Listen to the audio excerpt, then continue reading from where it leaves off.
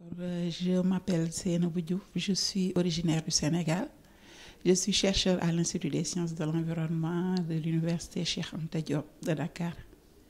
Et donc je suis membre de l'équipe d'évaluation de ProGreen dans le cadre de l'étude qui a été menée au Sénégal sur les systèmes décentralisés d'énergie renouvelable.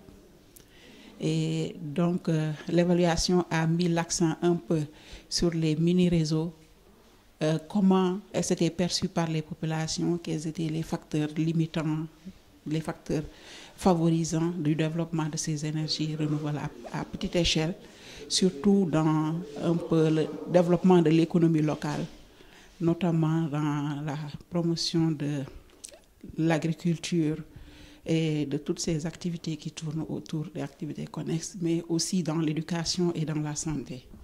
Et donc, l'évaluation nous a permis de voir que,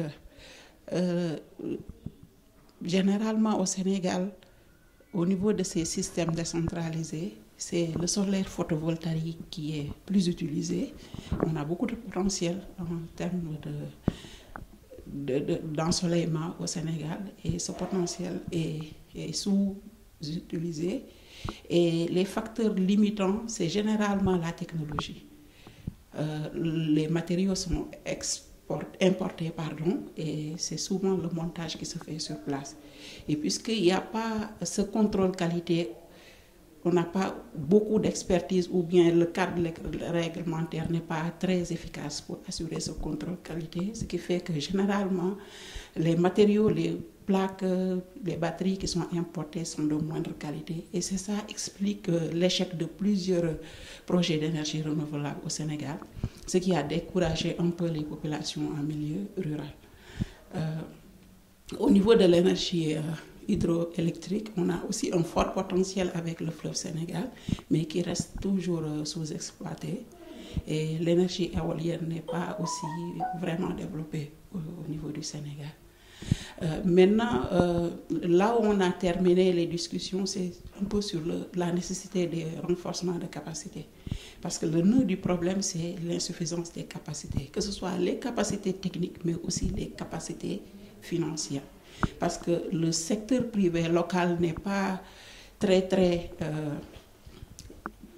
impliqué dans ces catégories, ces types d'investissements, vu un peu l'incertitude qu'il y a autour.